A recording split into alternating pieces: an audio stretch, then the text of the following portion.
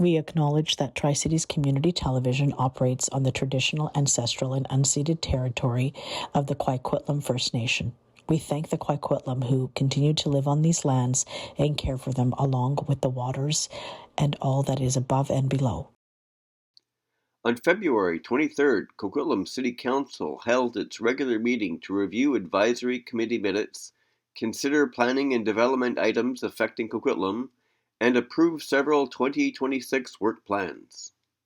The most extensive discussion focused on Item 8, a rezoning proposal at 1013 and 1025 Brunette, with Council weighing development impacts and community considerations.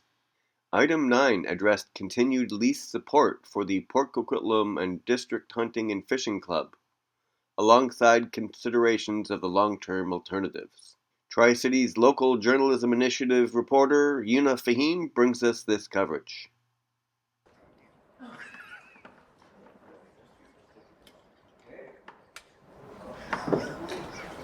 I will call the meeting to order. Good evening, everyone.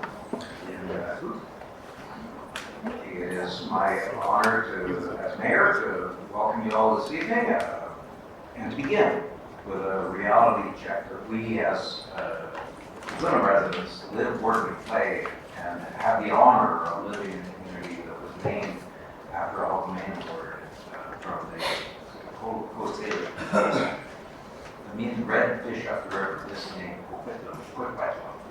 We have that's the name of our community, and we're honored to be able to use that name to describe this land that has been shepherded over by the Coquitlam First Nation and other coast area peoples since time immemorial, and we thank them for the stewardship of these lands. I don't see any other business items. I don't see any hands in the air raising any other business items. Over to you, Madam Corporate Officer. Thank you, Mayor Stewart. The first item on the agenda is the minutes of the regular council meeting held on Monday, February 9th, 2026. Recommendation is that they be approved. Madam Corporate Officer. Thank you, Mayor Stewart. The next item on the agenda is a report of the Director of Development Services regarding rezoning application at 1013 and 1025 Brunette, City of Coquitlam, project number 25-166, and the recommendation is before you on screen. Move. Second. Moved by Councilor John, second by Councilor Martin. Councilor Massaro. Yeah, thank you, Mayor Stewart. So on this one, there's a lot to like here, obviously, with respect to the affordable or non-market rental. There is commercial. It's in an area of our city that I think would benefit for an application such as this. My only concern here is the reduction of the commercial space. I think it was, I'm looking for it on here, from 0.25 to 0.15 FAR. I'm wondering if it would be beneficial if this could be referred back to staff so that staff can take not a second look, but can explore further options in order to try to maintain that additional 0.1 that we're of commercial space. If it's not possible, it's not possible, but I would encourage staff to try to explore other options, or all options, to see if it can be maintained. Saying that, I personally would not want to see this drag or take a long time to get back here. So I'm not sure if, Madam Corporate Officer, if you need a motion for this, if you need a date on the motion, or my colleagues might have something they want to say with respect to this, but what would you require? Yes, I do believe there are other speakers on the list, so I'd be back to Wait, first. okay. Yes, you're first, but not the only, so I will, and it's up to you, could push a motion to refer if you wish, or we could. I'll wait to see what my colleagues say. We'll see. Very good. Okay, Councilor Marsden. Great, thanks. I share some concern around the FAR for the commercial reforms. I think you're in certain that. That said, on a site this size, what we're dealing with is a difference of about 4,900 square feet. commercial space. I think what we could achieve here is move the zoning along. This will ultimately go out for RFP for provider. And I think the RFP can be written in such a way that, while council is saying the baseline at 0.15, perhaps there's some additional points in the RFP bidding process for those that come in at the more usual 0.25 that we would see. So I think we can achieve it through an incentive component as opposed to slowing the process down. This is a site that really, if things had operated appropriately, this site would have been built out by now with an affordable housing component. It's previous ownership. So this is something the city's come into. We picked up the site and said, okay, how do we make this right? How do we help move it along? So again, I think it's the right space for the use, and I think it can be addressed through the RFP. So while I share my colleagues' concern about it, I think I'll take a different approach. So if there is a motion to defer it, or to refer it back to staff, I wouldn't support it. I'm going to support the recommendation as presented. Thanks. Yeah, I think the concerns that we all have around commercial are completely valid. I think there's a win-win here where we can advance the zoning tonight, so we're not putting this back to staff and slowing things down, but also still putting in the criteria of the RFP that extra consideration can be towards that if a proponent can include additional commercial space, we might be able to weight that higher in terms of who we're picking as a provider. But I think this way, by having the RFP, we're allowing for maximum flexibility in terms of what we might be able to see at this specific site. So let's conclude on the RFP. I don't want to support deferring. I think there's a way where we can adjust this to a different avenue. And if I can beg for a moment. Oh, please. There's a pitch. We're putting forward city land here for non-market housing. In a week where the Community Housing Fund has been axed. A fund that was successfully building a lot of social housing in this province. We are going into a slowdown around development. We have capacity from developers now who are looking to still do projects that might not pencil out in the traditional market. This is not the time to be cutting those dollars. And my God, I hope the province will reconsider and find a way to start funding these projects again, because our residents need non-market housing. Thank you. So thank you.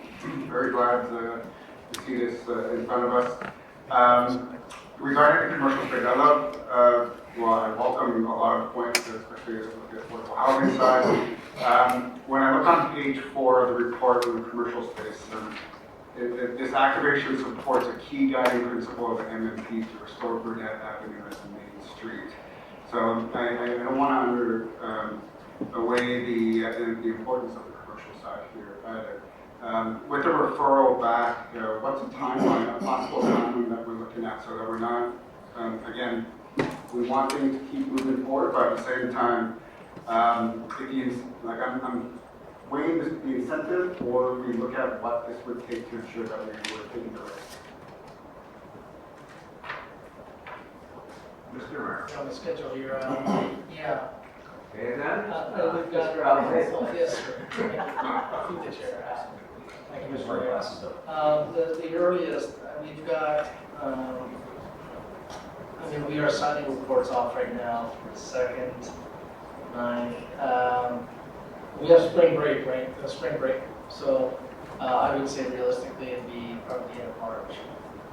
I don't know if we get in the 9th. Right, because we've got the mail, right? So yeah, it's just our notification. Okay, I appreciate that. I'll let my other colleagues speak, but I'm kind of open to more commercial. So, Thank you. Councilor Mandel. Thank you, Mayor Stewart. I appreciate Councilor Mazzarano bringing forward the deferral, which I will support, because I truly feel that we need to look at it so we can consider having more commercial. We also have a lot of our community groups that can benefit from space that is designated as commercial. And this is an opportunity to make sure that we take that into consideration. So cutting it from 0.25 to 0.15 would eliminate some of those opportunities. So I will be supporting the deferral for this one. Deferral. Yep. I put myself in at this point. Now, I echo the closing comments of Councillor Johnson. The province of British Columbia took away our capacity as municipalities, as local governments. Our biggest capacity was under the bonus density program that many of us fought for 30 years ago, and that has delivered almost all of the rental housing and low market and non-market rental housing in Coquitlam that we've been able to achieve in 30 years, and most of it within the last 10 years. They imposed some, not imposed, I guess, but pretty much made it so that municipalities are now being expected to have inclusionary zoning, which is also a tax on the unbuilt housing in our community. They've added more code requirements. It's as though they expect that their mandate for affordable housing, and that's a provincial mandate, that's their task. They've got a Ministry of Housing that's supposed to have BC housing, building affordable housing. They keep dumping more and more and more of that on local governments. And so I'm struggling as a member of a local government trying to figure out how do we continue to see the needed affordable housing in our community, the needed rental housing in our community, and the continued development of housing period in our community in a context where we're being fought by the level of government has the mandate for housing. We're being pushed against. The barriers are being placed in front of us by the government that expects us to deliver on their mandate. And it frustrates me to see the loss of funding for affordable housing. So we have put together some city land. We're going to try to get a project going for affordable housing. But every barrier that we put, these are barriers, every condition, if we require a parking space, it is a cost. If we require a public art, it is a cost. If we require commercial space, it is a cost. Any developer that wants to can build more commercial space than the minimum established by the zoning bylaw, if they wish. And I'm fine even encouraging them to, as we go through an RFP process, to find an appropriate applicant that has a vision for this site. And I've talked to several that have a vision for this site, and they want to be able to achieve strong affordability, but they're going to be hampered by the fact that the province seems to have stepped completely away. They're looking at the federal government trying to figure out, well, is that going to be sufficient if the federal government comes to the table? I just don't want us to be imposing any requirements on a nonprofit developer on this site that aren't in our bylaw. We'd be imposing a higher standard for a non-market. We'd be imposing higher costs for a non-market than we've decided to impose for all the other sites. And I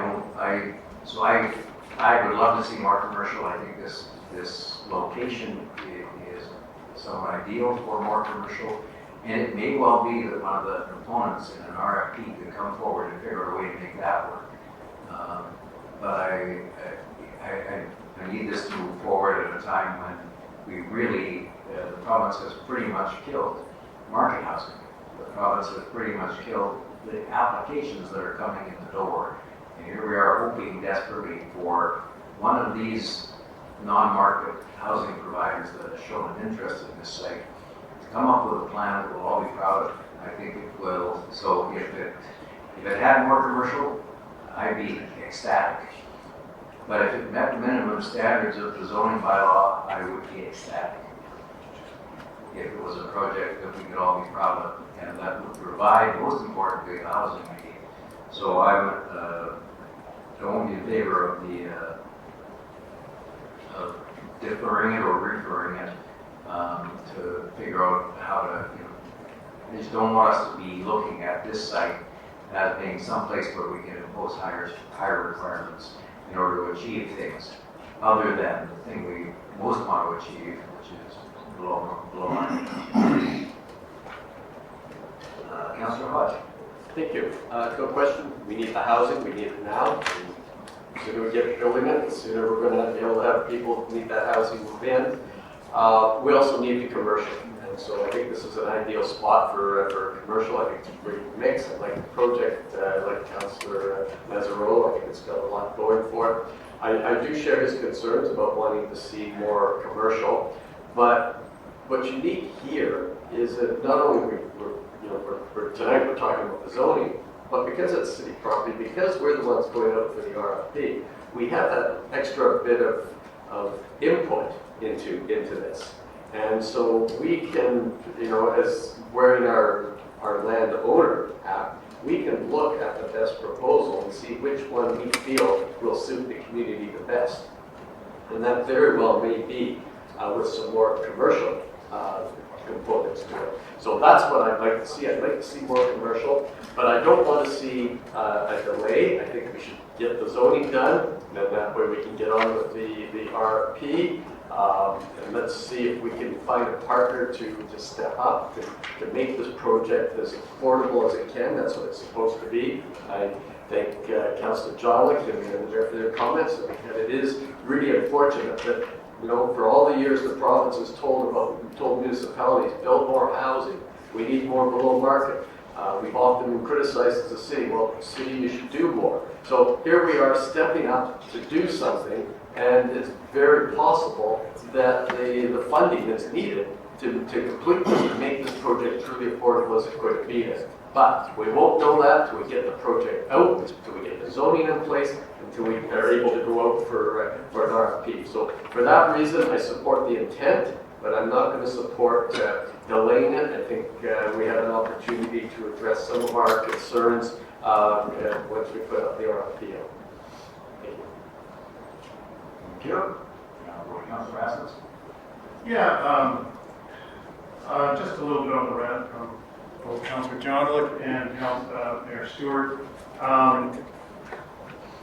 The province has put a lot of obstacles in the way of making things. The fund that Councillor Jondalik talked about was a good fund. Unfortunately, it had been underfunded for many years. I think there's approximately 15,000 units waiting by local governments for funding to build low market and non-market housing that the province hasn't come up with to date. And now they're cutting the fund completely. And so that's really a betrayal of their supposed commitment to dealing with affordability and housing or building and housing. And so that's sad. That's where we're at. But the concept of this here is that we're looking for developing and hopefully developing more non-market housing. That's the idea here. And to the mayor's point, I don't think we need to put in things that are going to make that not happen. I do think I'm supporting moving this through tonight. I don't see an uptake taking on this quickly, simply because of the provincial funding cuts, CMHC cuts. These projects to get off the ground with the city giving the land at $1 or zero land cost won't be able to go ahead without outside government funding to make it work. So without that, we'll get proposals, but I don't think any of those proposals can move forward until there's actual funding to make it happen. So what I would like to see is what some group may come up with ingenious stuff. I want to see them come with that first.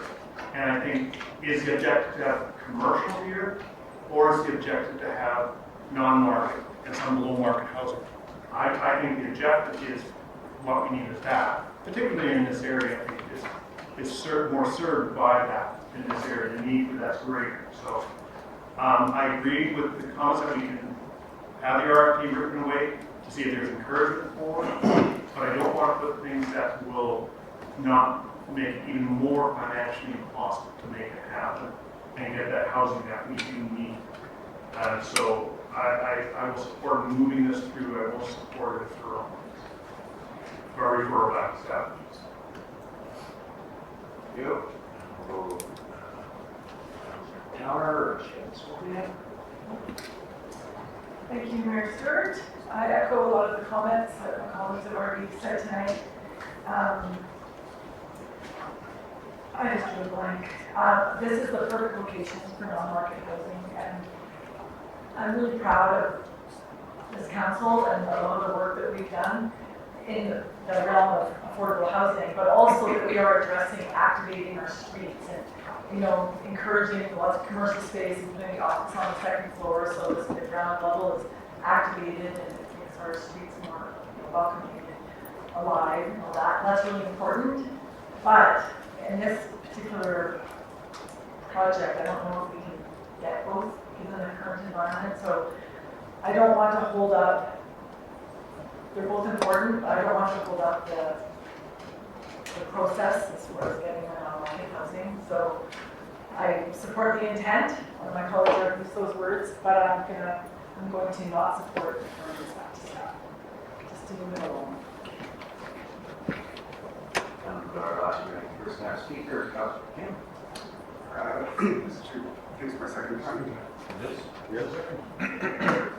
Yeah, and I appreciate the discussion, and again, I think we're all happy that we have this opportunity for affordable housing and non-market housing in front of us. When I think about the intent, you know, I think about the discussion we've had over the years about economic cultural hubs. And, you know, certainly we want affordable housing, and there would be a number of different possible proponents who might respond to an RFP. But, you know, when we look at the commercial side, it's that possible cultural element that even Councilor Mandel commented on, that really could set this project apart as well. So I understand housing, especially in the current situation where other orders of government have really dried up on where that funding is coming from, is paramount. But the ability to really see how, especially, you know, when we look at the guiding principle of to restore Brunette, I'm still, I can't get the economic cultural element of it out, and hope if there are incentives moving forward that proponents would be looking at that as part of that proposal moving forward. So I still want the commercial, but I certainly, of course, believe in affordable housing as well. I'll leave it there. Okay. Councilor Mandel. Yeah, thank you. I guess first question to staff. I know this is to go to a CD zone, but what if it wasn't to have been a CD zone? What would it have been instead? And essentially, the question is this? Are we asking for more commercial space, or are we? Because it was at 0.15, and we're saying no, go higher than what it would have been, or are we saying don't do a reduction? Which one of those two is it? Through the chair to Councilor Mazzarello, the CD zone is based on our C5 community commercial zone. However, we added in some additional uses that would be appropriate for this location to help support the community. We also, similar to what we've done on some other non-market sites, we put in some reductions to zoning provisions like parking, some setbacks, things like that, as well as in this case, we did include the reduced commercial from 0.25 to 0.15. Okay, so it is saying, my previous comments were, I was essentially saying don't do the reduction as opposed to saying you must give us more, or we should have more. Okay. I mean, I was listening to the comments around the table here. It's clear to me that the votes are not there to do the deferral, so we don't need to do the deferral. I'll just say, or I won't motion to do a deferral, save people time. But what I will say is that There is a good reason to have the commercial amount dropped here. For sure, there's affordable housing is what is being contemplated here. But I will say, over the last 3.5 years, I can say that each and every time when we've talked about a drop in commercial zone or commercial space, we have found a way to find a good reason to do it. At some point, you need to make the decision, or not you, but we need to make a decision whether or not commercial space is important enough to say, no, we need it.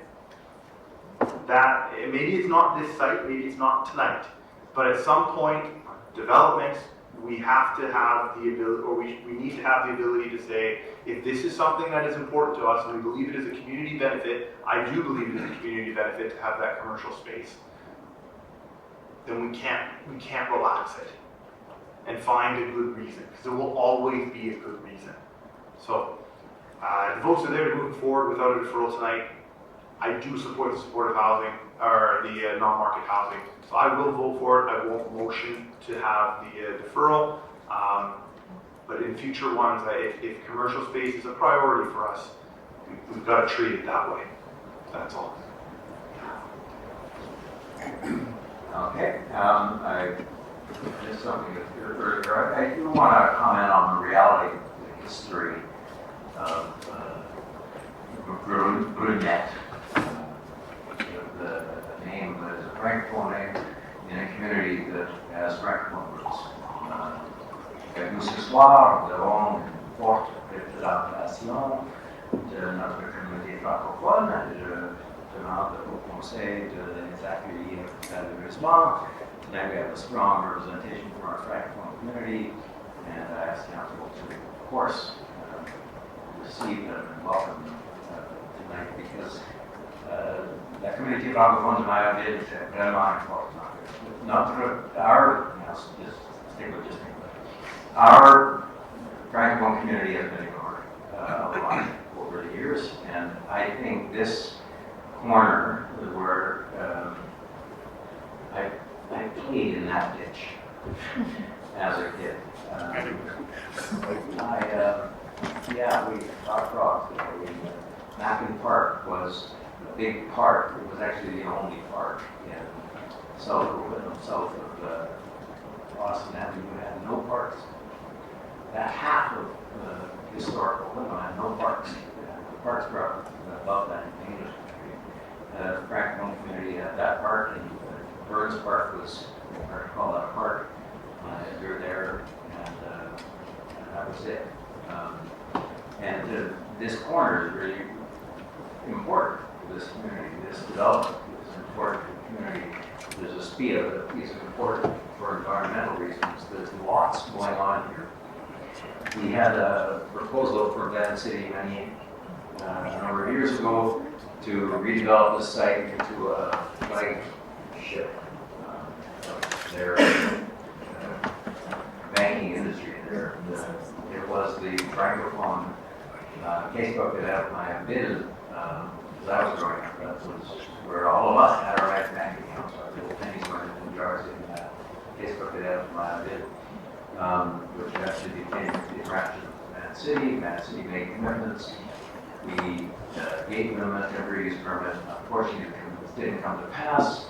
I won't use the word renege, but it just didn't work. And we ended up with, down the road, 4 CRUs, which were supposed to activate Brunette. Altogether now are 4 interest rate signs stuck on the window of a bank. And that was a major disappointment for council and for the community. So I want us to pay real close attention to this site. I want us to look very close at what can be done here. I don't want us to fetter the reality that the main purpose for acquiring the site for the city was non-market housing, low market housing.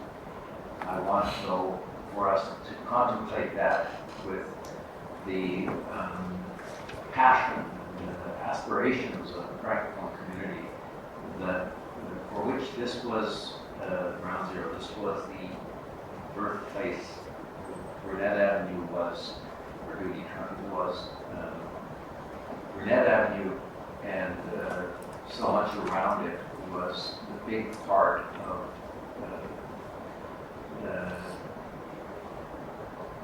the francophone reality of Western Canada. You had St. Albert, you had Rappaport, you had these communities across Canada that were the francophone ones. That's where folks in Quebec that headed west ended up in these communities. That's how my mother ended up choosing Mayavid as the place to raise her kids, so that they could be raised in the language and culture and faith that she was raised in Quebec, in Manitoba. So there's a lot at stake all along Brunette, and I think we need to remind ourselves every step of the way that we owe a debt to those we know the community has changed. We know it is so culturally different from the community I grew up in. Not a bad thing. It's just trying to make sure that we can, to the extent possible, acknowledge the value of this corner site. And one of the reasons that many of us put up our hands for the acquisition of this site with that city just a few years ago. So it sounds like we have the votes to carry this first three readings of the rezoning, and then to go out to the community and see what can be done on a site like this. We're going to go to Councilman Dale, who's going to summarize, perhaps. No. I'm hoping I can still Yes, change your mind. But thank you for making, the kind of telling the history and going back to the community there. And I know we don't have votes to refer back, but I was just going to emphasize to say this was an opportunity for us as a city, because this is our land, to have a mixed development site where we can build a complete community. I'm hearing us talking about the need for affordable housing, but we also have over and over been talking about building complete communities. And complete communities means putting the mom and pop in that building. That means putting the community service in that building. That means catering to other needs other than housing. I know we don't have votes, but I hope that as we go to the RFP, we'll be able to negotiate. Because the reason why I want to refer is when you go to someone and you say the minimum is 0.15, I want to go to the minimum, especially if it's going to make it more workable. But if I go higher, you can use the negotiate, we will go away a little bit, but we still get more commercial. Now, I don't think we're going to have that. No matter how much we want it, and we're saying we can negotiate, we're going to tell them what the minimum is. We probably are going to get the minimum. We won't have any other room to go up. So I rest my case, but we have an opportunity here. Okay. So, question on the floor is for second and third reading of zoning amendment bylaw. All in favor? All opposed? Carried unanimously.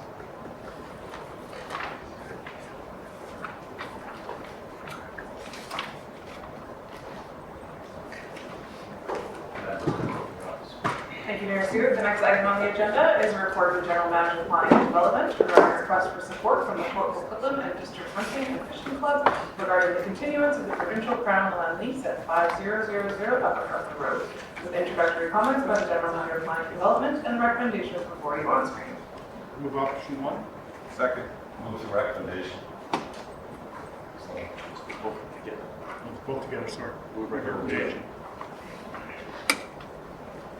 Okay. I'm going to say Councilor Asmundson meant to move the recommendation, and so I'll accept it. And it was seconded by Councilor Marsden, I believe. Okay. And opening remarks. Mr. Mayor. Thank you, Mayor Stewart. So the Port Coquitlam Hunting Fishing District Hunting and Fishing Club has been located at the top of Harbour Road for many, many decades. And in 2009, the province initiated a renewal of their crown lease to lease the site. As part of that, the council of the time in 2009 requested an opportunity to review that 30-year lease after 10 years and then every 3 years subsequently after that.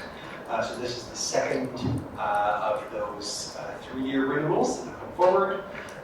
In the last 3-year renewal, we were, in terms of recommendation number 2, recognizing that, as Burbank continues to urbanize and new developments are proceeding, but at the time staff were involved in preparing the Hazel Creek plan. Subsequently, the province enacted a number of pieces of provincial legislation, which meant that staff had to pivot and refocused implementing a number of changes to the planning system, and the Hazel Point neighborhood plan was put on hold. Restarting that planning process is the C item of the 2026 business plan, but given that delay in advancing the neighborhood plan, staff at this point have no concerns with extending the lease for another 3 years. And staff will continue to work with the club to look at other alternative uses of this site or other potential locations outside the urban containment boundary that might be suitable long-term for them as well. Thank you. Councilor Martin. Great, thank you. I understand the applicants are in delay. Thank you for your presentation earlier today. Since we spoke at committee earlier, I heard absolutely no comment that would change my opinion on our extension of this lease. I fully support the staff recommendations. I'm going to add one more thing though. I would ask the staff write a letter to the province and ask them, perhaps outline the long list of things that the Coquitlam Fishing Group, the Ag State Board, have done to serve the community. Again, everything from hatchery work to training work to our RCMP, again, having access to the range for training now. Again, the benefits that they provide are significant. The province does have some significant land holdings in the urban containment boundary outside here. I know there's some other options there that perhaps the province can find their way clear to work with the Hunting and Fishing Club to create a long-term solution that's going to see them when we do have to move on from the site, move to something that's in the immediate vicinity and serves them for the next 50 to 80 years. Thanks. Thank you. I think you've stated pretty much the support of all of the council, other than the name of the group. That's why I said before we get quiet. I know. Been that before it was born. But anyway, seeing no other speakers, motion is to express our support for the continuation of renewal. All in favor? Opposed? Carried unanimously.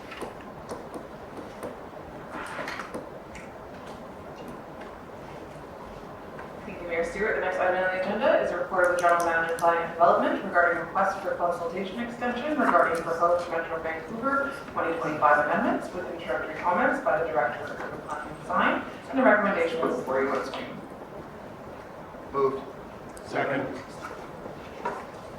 Moved by Councilor Maslow, second by Councilor Hutchinson. Good evening, Mayor and Council. So the item before you tonight is essentially we are looking. I'm Renee DeSaint-Claude, and I'm the Director of Urban Planning and Design here at the city. Sometimes I forget these things. My apologies. Not at all. Okay, so this evening we are requesting that Council, Mayor and Council, write a letter to Metro Vancouver requesting an extension to this engagement. Functionally, in November, the Metro Vancouver Board directed the Metro Vancouver staff to look at amendment options to enable more flexibility for making adjustments to the urban containment boundary and adjusting regional land use designations and streamlining the regional growth strategy amendment process. In principle, this is something that is perhaps due to look at. However, in January, the city received a letter requesting input on 4 proposed options.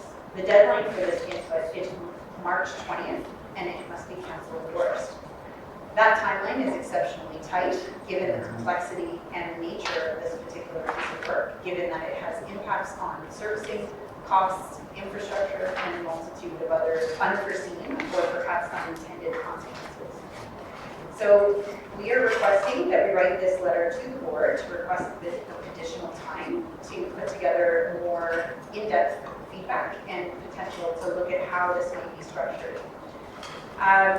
We also note that it is our understanding that the Metro Vancouver staff have been directed to bring proposed bylaws back to the Metro Vancouver board in April, which is a very fast turnaround. And so as a part of this, we're just requesting that there might be some additional time spent looking at some of these things, given the nature and the potential for unintended consequences. Thank you very much. And of course, since one of the things of the extraction on, thank you to the Sen Co-op. How do you say it, Alberta? Stick with the IC. Any questions, any comments? I find myself in an emotional conflict of interest, but I'll probably stay in the room. Anybody? Councilor Martin. Question. Quite often on these pieces where neighboring municipalities are looking at changes, we stay silent. We look and say, your city, you guys figure out what you want, what's best for your residents. What's the downside of us taking that approach here? And just say, you know what, Metro Van, I appreciate you want our opinion, but we're going to worry about our members. Yeah, through the chair. So this is one of those challenges. And I think that in this particular instance, given that we find ourselves in these very difficult economic times, the impacts relative to servicing and costs outside of the urban containment boundary will affect us all. This has a much bigger impact. As well, we also border the urban containment boundary and might have impacts eventually to our lands within municipal boundaries. So there are a number of components that we would want to have consideration for. As well, the various options that are currently proposed. Some of them go so far as to just focus on the 3 municipalities who originally made the request without equity across all. Then there are other areas where the extension could allow for things like changes without actual knowledge or involvement of other municipalities, which again might affect some of those costs or services like delivery of services, etc. So within this, it's one of those pieces where this actually broadly impacts the entirety of the region. And so this is one of those moments where we feel that it is important to provide some feedback. Okay, so given that obviously something that's different than we typically see, given our concerns about cost control, our significant concerns about Metro Van scope creep and the ability to control costs, I think it's appropriate that we do send a letter to you. Thanks.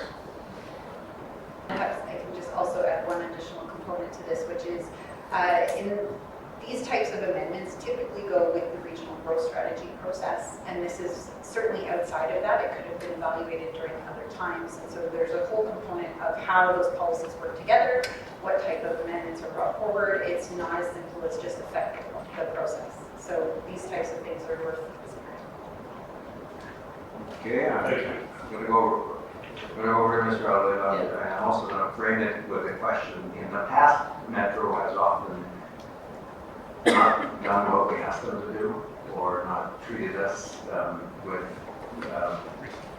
as much respect as one might have expected as a significant member of the region. I don't know if that will assist in the framing of your answer or will throw you. Mr. Elliott. Probably just going to go right past them. Okay. But I would say that I think Renee's latter of her comments probably should be noted here. Most of the amendments that you see coming from Metro are municipalities that they're changing the RGS or the boundary or doing extensions around their containment. They are working within an established set of rules that were approved in the RGS, and then it's up to us as a region to vet those proposals relative to the type of amendment it is, whether it needs 50+1 or 100% or whatever, and that's a decision. In many of those cases, like Councilor Martin indicated, we might just say, you know, that's they're autonomous, that language is autonomous, they should be able to do what is allowed to be done under the RGS based on a process in the RGS.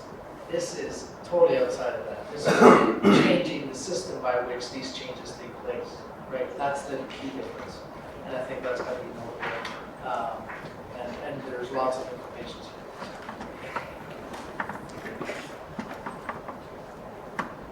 We're all done? Okay. Seeing no other comments? We'll do this left. All in favor? Opposed? Very unanimously. Thank you, you're very convincing. Is there no other business items? Second.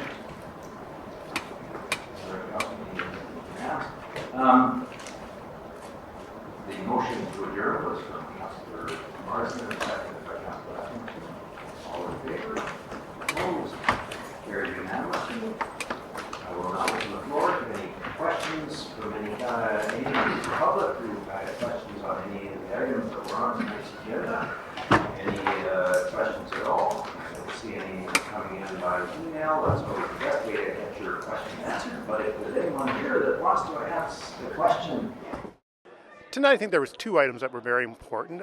One was the hunting club getting their extension. They're a great organization. They do a lot for the city, even though they're in Coquitlam with the name Port Coquitlam, but that's another issue. The other issue tonight was an affordable housing project. There was differences on council, but it comes down to what's the most important thing that we need in that area, and that's affordable housing. If you look at the demographics, in Millardville is one of the lower income areas. So an area to give us more low income housing, that's a key area. That's why I support. I understand the commercial, but I think when development moves in the future, there'll be a lot more commercial developed in other areas that will take up that slack, but let's get that affordable housing. Now, once again, the province has pulled back their funding, so I don't see it realistically happening anywhere in the near future. Well, tonight we talked about a really exciting opportunity for non-market housing. Council put forward a rezoning for a site on Brunette that's going to be now going out for a request for proposals to nonprofits to bring more non-market housing to Coquitlam to help people who are really needing it. We also just voted to support the extension of the lease of the Port Coquitlam and District Gun and Hunting Club, which operates up Harper Road here, and that's been a really critical service for environmental stewardship, hunters in Coquitlam, as well as law enforcement who uses the site for a lot of training.